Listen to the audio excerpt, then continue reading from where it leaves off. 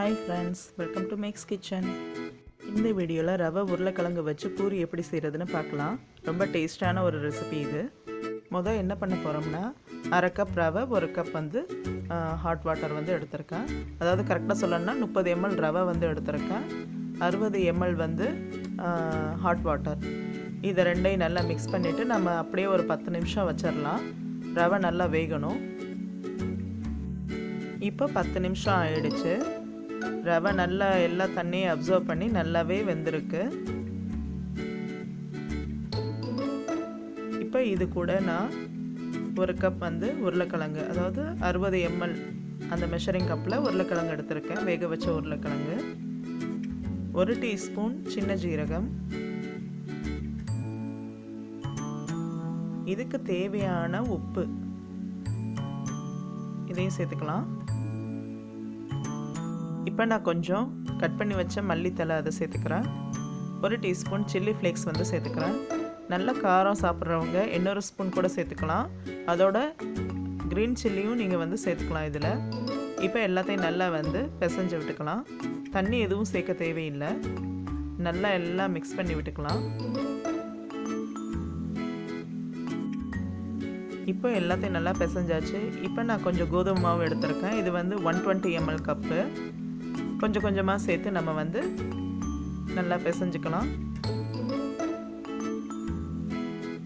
நம்ம பூரி மாவு பிசைகிற மாதிரி தான் இதுவும் பிசையணும்.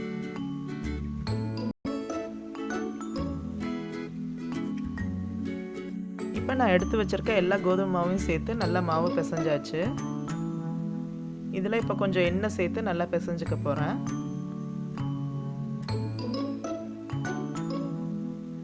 இதில் கொஞ்சம் மஞ்சள் பொடியும் சேர்த்துருக்கேன்.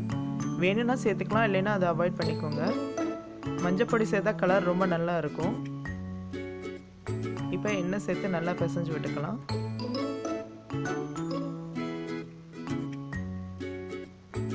இப்போ இந்த மாவை ஒரு 5 நிமிஷம் அப்படியே வச்சிடலாம்.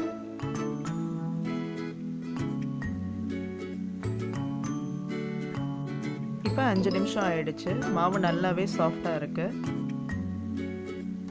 இப்போ நம்ம இதை பூரி தேய்க்கிற மாதிரி தேய்ச்சிக்க வேண்டியதுதான். இந்த மாவை நம்ம சின்ன சின்ன உருண்டையை நம்ம பிடிச்சிக்கலாம். உங்களுக்கு வேணுன்ற சைஸில் நீங்கள் உருண்டை பிடிச்சிக்கோங்க. இப்போ இதை தேய்க்கிறதுக்கு கொஞ்சம் எண்ணெய் நான் யூஸ் பண்ண போகிறேன். அப்போ தான் ஒட்டாமல் வரும். எண்ணெய் சேர்த்து தேய்க்கிறதால நல்லா ஒட்டாமலே வருது. ஸோ இந்த மாதிரி பூரி கட்டை வச்சு தேய்ச்சிக்கலாம்.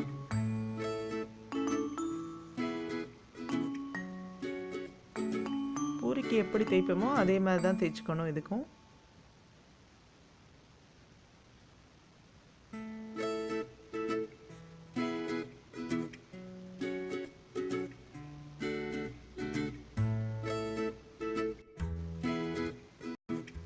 இப்போ இன்னொரு உருண்டை நம்ம தேய்ச்சிக்கலாம். நீங்கள் அதுக்கு பூரி கட்டை தேய்க்காமல் கையால் கூட நம்ம இந்த மாதிரி ஃப்ளாட் பண்ணிக்கலாம். ஸோ நல்லா சாஃப்டாக இருக்கிறதால அது சூப்பராக வந்துடும். என்ன வேணான்னா நீங்கள் வரமாவு கூட வச்சு நம்ம இந்த மாதிரி தட்டிக்கலாம்.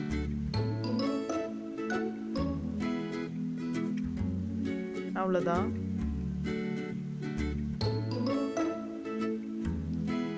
இப்போ எல்லா மாவையும் இந்த மாதிரி தட்டியாச்சு. கடாயில் எண்ணெய் நல்லா காஞ்சிருச்சு. இப்போ நம்ம ஒன்றா போட்டு பொரிச்சு எடுக்கலாம். எப்பயுமே நம்ம பூரி செய்வோம் மைதா மாவில், இல்லைன்னா கோதுமை மாவில். பட் இந்த மாதிரி டிஃப்ரெண்ட்டாக செய்யும்போது டேஸ்ட் ரொம்ப நல்லாவே இருக்கும். இது பார்த்தீங்கன்னா நீங்கள் ஸ்நாக்ஸாகவும் யூஸ் பண்ணிக்கலாம், பிரேக்ஃபாஸ்ட், டிஃபன் எதுக்கு வேணாலும் யூஸ் பண்ணிக்கலாம். குழந்தைங்களோட லஞ்ச் பாக்ஸுக்கும் நம்ம இதை கொடுத்து விடலாம். இது கூட நீங்கள் ஏதாவது கிரேவி வச்சு சாப்பிட்டுக்கலாம், இல்லை டொமேட்டோ கெச்சப் கூட வச்சு சாப்பிடலாம். ரொம்பவே டேஸ்ட்டாக இருக்கும். ஸோ இது நல்லா பொரிஞ்சோன்னா நம்ம எடுத்துக்கலாம்.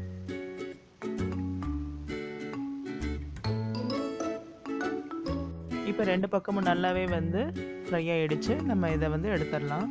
நம்மளுடைய சூப்பரான ரவை உருளைக்கிழங்கு சேர்த்த பூரி ரெடி ஆகிடுச்சு. நீங்கள் இந்த பூரி பிசையும் போது கரம் மசாலா, வேறு என்ன மசாலா பொடி வேணுமோ நீங்கள் அதை சேர்த்தும் செஞ்சுக்கலாம்.